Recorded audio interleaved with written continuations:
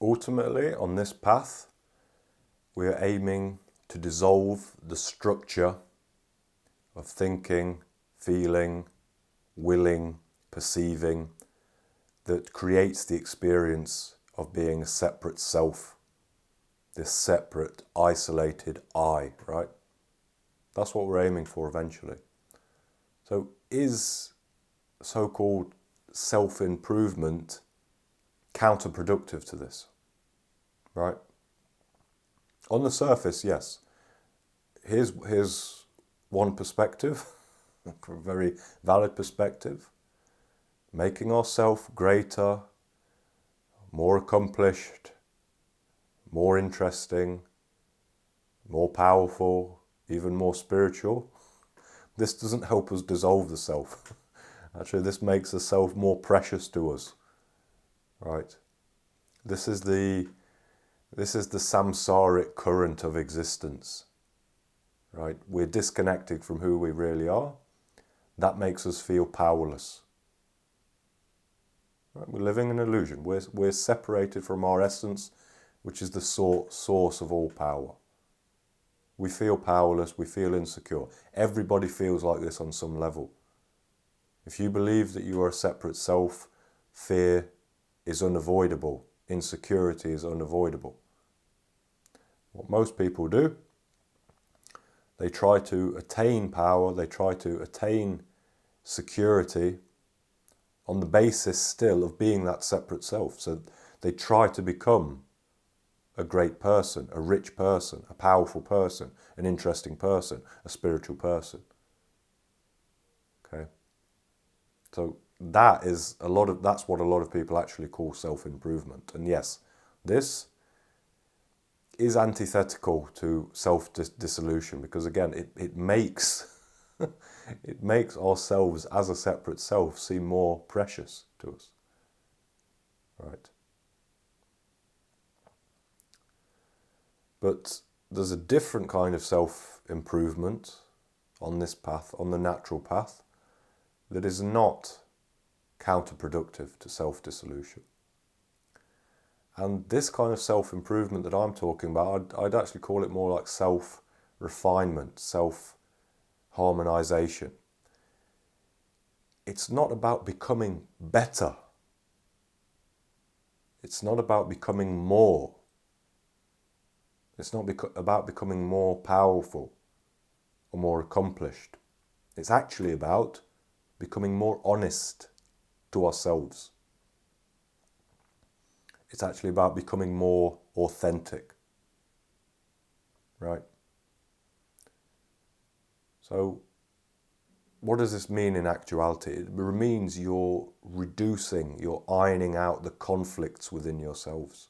People have conflicts within themselves. People actually have within them a kind of authentic stream of being that genuinely wants to have this experience, wants to have that experience, wants to go here, wants to go there, and genuinely doesn't want other kind of experiences to happen. So people have that stream of being within themselves, but then most people also have another stream of being within themselves, which argues with that one. That says, no, you shouldn't do that. That's too risky. Or we'll have to be vulnerable to do that. Or I'll be judged if I do that. Or if I do that, my life will fall apart. Right. So, self-harmonization, in a way, self-refinement means connecting and empowering that authentic self.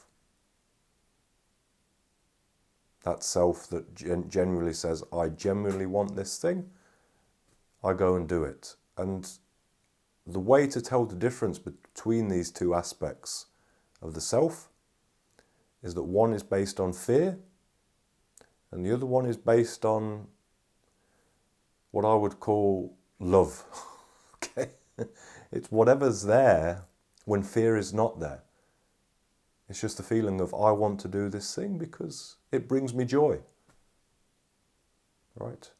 Not I want to do this thing because it will protect me from this or that, right?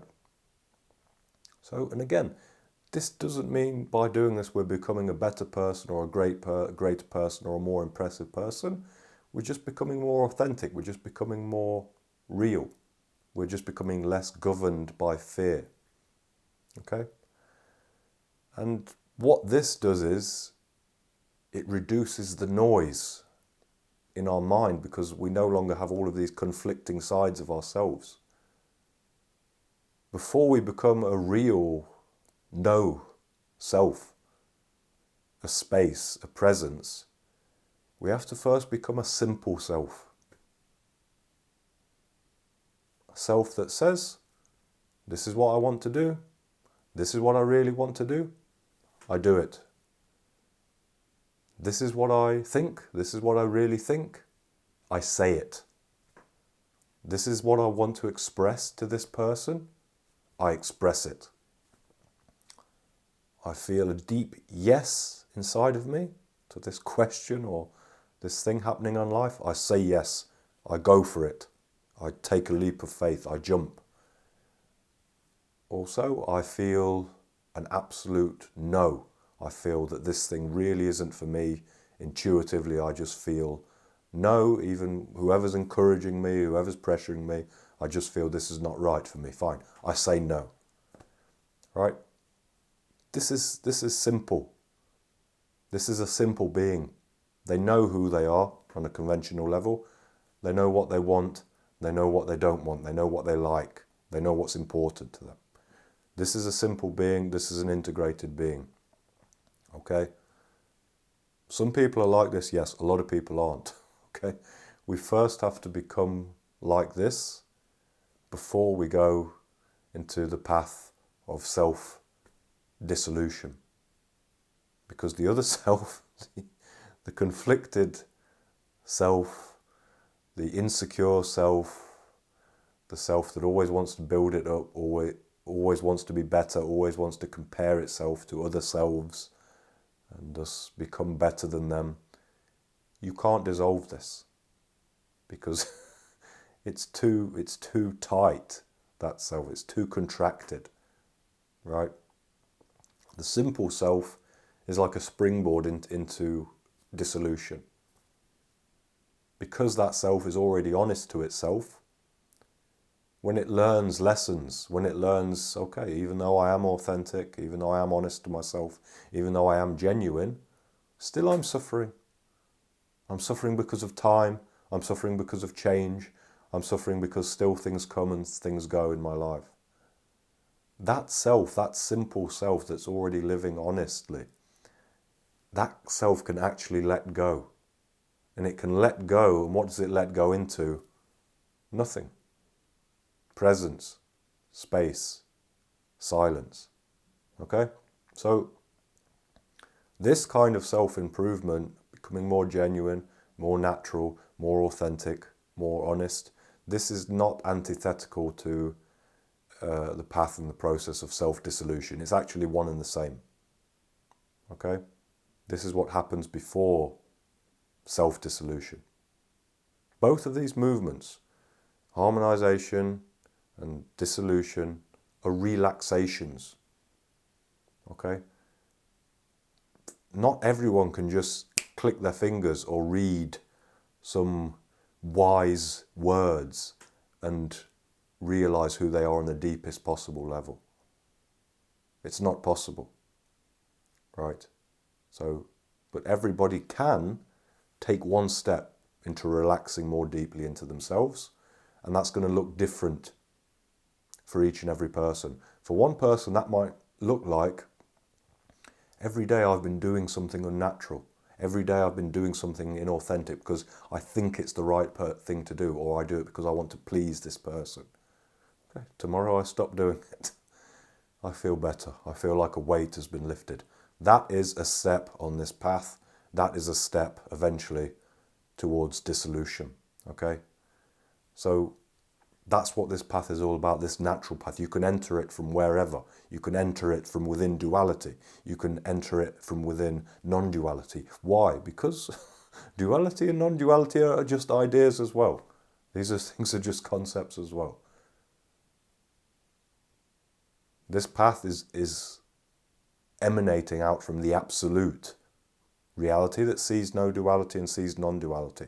It can work with anything. It can take anything at any level and transform it, right?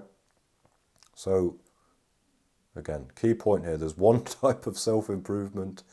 I'm insecure, so I want to be better, I want to be greater, I want to be more powerful, I want to be bigger than other people. Yeah, this path is antithetical to path of self-dissolution, because we're puffing ourselves up. Doesn't mean we're becoming more authentic. It means we're using some conceptual standard of self-improvement, whatever, being rich, being powerful, having this kind of body or face or hair or whatever, or possessions, and we're leaning into that. This doesn't mean we're becoming more authentic. It just means we're conforming to somebody else's standard of what it means to be great. The real path of self-integration means we catch hold of something really deep, really subtle, and really real inside of us. And when we follow that thing, we won't necessarily become rich, powerful, better looking, more impressive. But deep within ourselves, we will feel, yes, I am more true to myself, and that truth has a power of its own. That's the power emanating out from reality, right? So this is it. This is more thoughts on the natural path and how there is really no divide between true self-refinement, self-harmonization, ironing out the conflicts within the self, and self-dissolution, self-annihilation, self-diluting, and eventually losing ourself in the ocean of consciousness.